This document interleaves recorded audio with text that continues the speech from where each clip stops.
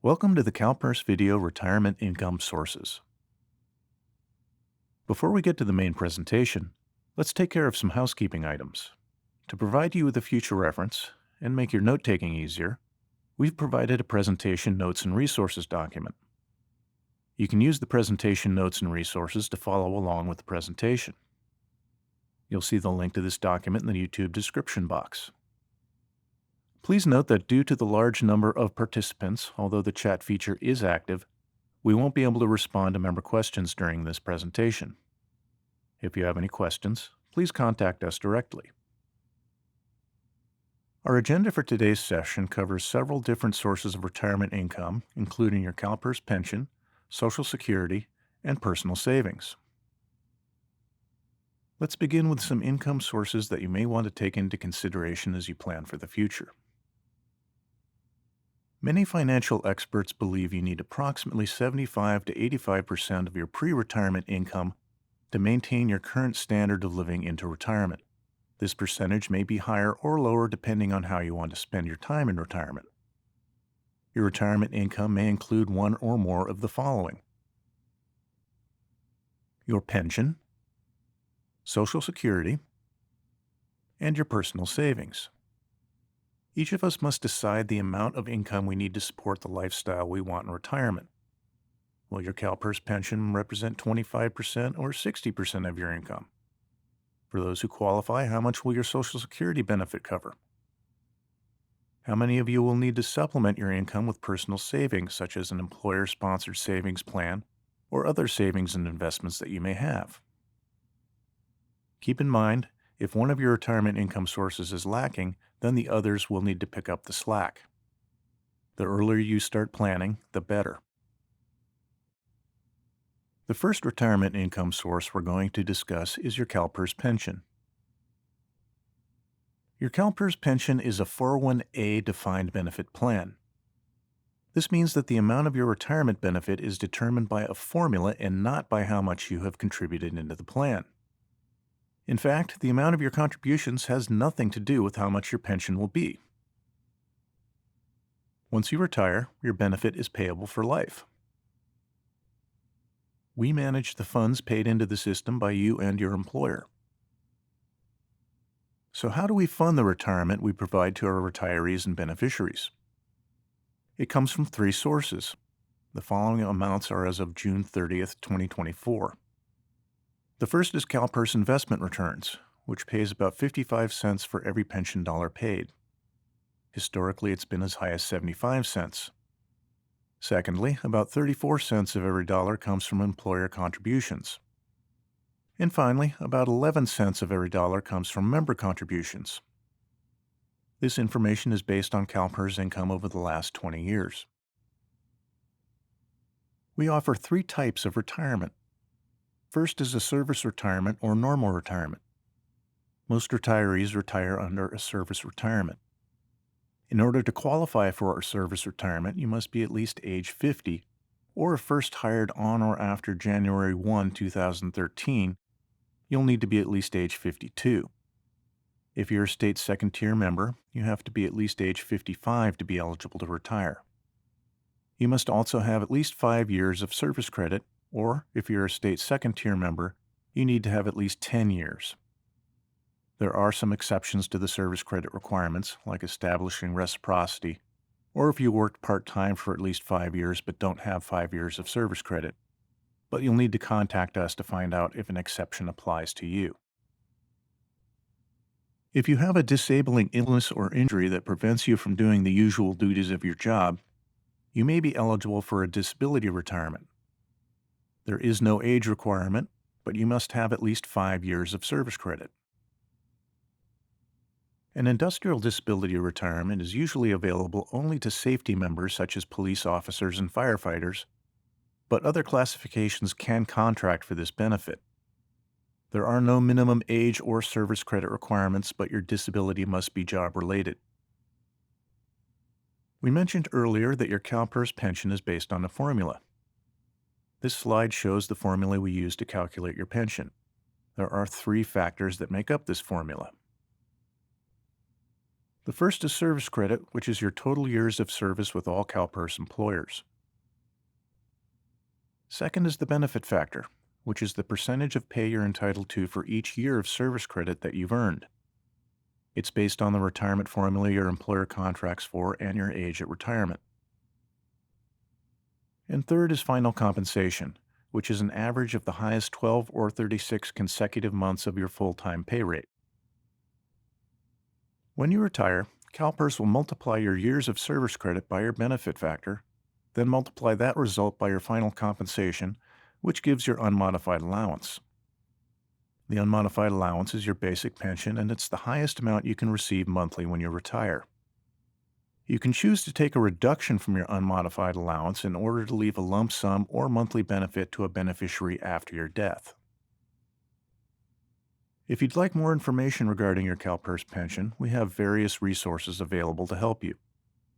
Visit our website for details on a broad range of topics, and for information specific to you, you can log into your MyCalPERS account. One of the best things you can do for planning in MyCalPERS is run estimates of your future pension. We have 3 core classes available that are tailored to your career stage. All 3 are available online in your MyCalPERS account or are taught by one of our regional office representatives, either virtually or in person at locations throughout the state. Your CalPERS and You is geared for members who are new or midway through their career. Planning Your Retirement is by far our most popular class and is recommended for those who are within 10 years of retirement. Your Retirement Application and Beyond is for those who are ready to fill out their service retirement application. Retirees may also find information in this class useful. We highly recommend taking the Planning Your Retirement class before taking this one. If you're considering applying for disability or industrial disability retirement, we have a class online called Completing Your Disability Retirement Application that will help you learn more. I mentioned before that we have a YouTube channel that holds our previous videos. Topics include purchasing service credit, health benefits, the retirement planning checklist, and much more. Find our publications on our website under Forms and Publications. And of course, you can call us at 888-CalPERS, which is 888-225-7377. Or you can schedule an appointment with one of our regional offices. We have phone, virtual, and in-person appointments available. Walk-in in-person appointments are available at our offices, but walk-ins can often wait over an hour, so it's best to pre-schedule an appointment if possible. The next income source you may have is Social Security. These next slides provide a brief introduction to Social Security based on information from their website, www.ssa.gov. If you have any questions about your personal situation, you'll need to contact Social Security directly. Social Security is a federally mandated social insurance program funded through payroll taxes. It consists of 4 major programs. The first is retirement benefits. Next is survivor benefits. Then there's disability benefits. And finally, Medicare. For the purposes of this presentation, we're only going to focus on Social Security retirement benefits. The amount of your Social Security benefit is based on the year you were born and the average wages earned over your lifetime. And there may also be benefits available to eligible family members. So how do you qualify for Social Security? When you pay Social Security taxes, called FICA on some pay stubs, you earn credits. You need a minimum of 40 credits to qualify for Social Security. You can also be eligible through the work record of your current spouse or through your ex or deceased spouse. Once you have the minimum credits, you can retire as early as age 62 with a reduced benefit. To receive your full benefit, you need to retire between the ages of 65 to 67, depending on your year of birth. This chart shows when you would reach the full retirement age to receive 100% of your entitlement from Social Security. It also shows the reduced percentage you would receive at age 62. If you were born before 1943, visit Social Security's website to find your full retirement age and the percentage of benefits at age 62. If your birth date is prior to 1938, your full retirement age would be 65. As you can see from the chart, the age of full retirement age is gradually increased so that everyone born in 1960 or later will have to be age 67 to receive full Social Security benefits. As an example, if you look at the chart, you can see that if you were born in 1955, your full retirement age would have to be 66 years and 2 months to receive your full benefit. If you retired at age 62, you would receive 74.2% of your full benefit. You can access your Social Security record, earnings history, statements, and more by creating My Social Security account at www.ssa.gov/myaccount. If you have any questions about Social Security's programs and benefits, visit their website at www.ssa.gov, or you can call them toll-free at 1-800-772-1213. TTY for the hearing and speech impaired is 800-325-0778. And you can always visit your local Social Security office. Find your office by using the Social Security Office Locator tool on their website. The last of our retirement income sources is personal savings. Your CalPERS pension and Social Security may not be enough for the lifestyle you wish in retirement. And if that's the case, you may need to supplement them with personal savings. Personal savings can come from a variety of sources, such as personal savings accounts, individual retirement accounts, IRAs and Roth IRAs. You may also have other sources such as brokerage accounts, mutual funds, stocks, bonds, or real estate properties. One of the most common ways to save for retirement is through employer-sponsored savings plans, often called deferred compensation plans, such as a 401k, a 457, or a 403b plan. Let's talk a bit more about employer-sponsored savings plans. Again, you may hear these described as deferred compensation plans. For many of you, these types of plans can be a very important component of your personal retirement savings. The key elements of an employer-sponsored savings plan are: the retirement benefit is determined by your contributions into the plan and the investment earnings or losses they produce. There is no guaranteed benefit like you have under the CalPERS defined benefit plan. You are responsible for deciding how much to contribute into the plan and how the funds are invested. There are some advantages to an employer-sponsored savings plan. They usually provide a variety of investment choices that allow you to diversify or spread your risk over several different asset classes. You may be able to withdraw money from the plan for financial emergencies, which is not allowed with your CalPERS contributions. If you have an employer-sponsored plan, the money contributed is pre-tax, which lowers your taxable income, so you save on income taxes now. The money you invest and earn over the years grows tax-deferred until the funds are withdrawn in retirement. Once you begin receiving the money, you'll begin paying taxes on it, but it'll be based on your tax bracket at that time. Now that we've introduced the types of employer-sponsored savings plans, let's look at an example of the tax savings that are possible. In this example, we have two members who are both saving $100 per month. Sandy has a taxable monthly income of $2,500. After Sandy's taxes of $400 are paid, the net amount is reduced to $2,100. Sandy then puts $100 into a savings account. Because that $100 is after-tax monies, in the end, take-home pay is $2,000. James has the same monthly salary as Sandy prior to taxes, $2,500. But James decides to contribute $100 to a tax-deferred savings plan, which reduces the taxable income to $2,400. Once James's taxes of $365 are withdrawn, the net pay is $2,035. Because less taxes were taken out, the take-home pay is $35 more than Sandy's. Let's take a look at an example of the benefits of compounding interest. It's also an example of why starting early can be beneficial. The example here assumes a 6% rate of return. Rates will be different for everyone based on how you invest. Mary begins investing at age 30 with a retirement age of 65. Mary invests $3,600 a year, which is $300 per month, for 15 years until age 45.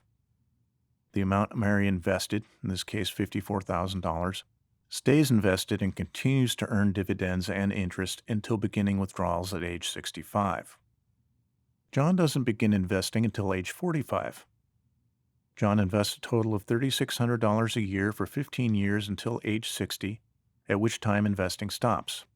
Again, the $54,000 total amount stays invested and continues to earn dividends and interest until beginning withdrawals at age 65. That brings us to Jose. Jose, like John, doesn't begin investing until age 45. To try and make up for lost time, a higher amount of $5,400 is invested each year, which is $450 per month, for 20 years for a total of $108,000 until retirement, also at age 65. By beginning early, Mary ends with a total balance of $284,861. John invested the same amount for the same period, but because John began later in life, the balance at age 65 is much lower than Mary's, $118,863. Jose also began later in life, and even though a higher amount was contributed for a longer period of time, the total balance of $210,561 is still well below that of Mary. While there is a benefit to investing early, keep in mind that no matter what age you are, there are always benefits to saving for your retirement. If you're a public agency or school employee, you may be eligible to participate in the CalPERS Supplemental Income 457 plan as long as your employer contracts to offer this program. Your employer can offer this program to you at no cost to them, and contributions are made on a pre-tax basis. You can find more information on our website. Your employer may not contract with us to offer the CalPERS 457 plan, but most employers have plans that you can participate in. Check with your employer to see what plans are offered. State employees are able to sign up for the Savings Plus program, which is administered by the California Department of Human Resources, or CalHR. The Savings Plus program offers 401k and 457 plans. For more information, you can go to www.savingsplusnow.com. We offer another savings option for state employees, the Supplemental Contribution Plan. This plan allows you to voluntarily invest after-tax contributions into an account where all earnings grow tax-deferred until you begin to take withdrawals in retirement or upon separation from all state employment. Upon distribution, you only pay taxes on the pre-tax earnings. Find more information for this program on our website. If you're interested in any types of investing, you should consider consulting a financial planner or other qualified professional. Please remember that CalPERS does not provide financial planning services or advice. Before we end, I want to tell you that this presentation, like our previous presentations, will be available as a video on our YouTube channel. Access our YouTube channel through our website, www.calpers.ca.gov, or directly on the YouTube website at www.youtube.com/calpers. To gain a better overall understanding of your CalPERS benefits and get your questions answered, you can sign up for an instructor-led class that's offered virtually or in person at one of our regional office locations. You can enroll through your MyCalPERS account. Our presentation today was intended to provide you with information about retirement income sources. Please note that CalPERS is governed by the Public Employees Retirement Law. The information in this presentation is general. The retirement law is complex and subject to change. If there is a conflict between the law and the information presented in this presentation, all decisions will be based on the law. Later today, you'll receive an email with a short evaluation. Please answer all of the questions, as it's important for us to get your feedback to help us improve these presentations. Thank you for taking time out of your day to attend this presentation, and have a great day.